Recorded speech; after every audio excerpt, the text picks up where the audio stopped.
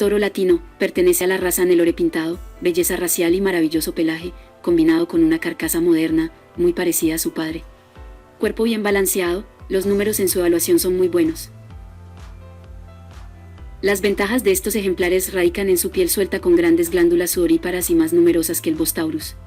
Además, está recubierta de pelo gris o blanco que filtra los rayos del sol y por su densidad y grosor presenta mayor resistencia a los insectos. Si deseas adquirir la genética de este toro, en la descripción del video, te compartiremos los datos de contacto del distribuidor autorizado.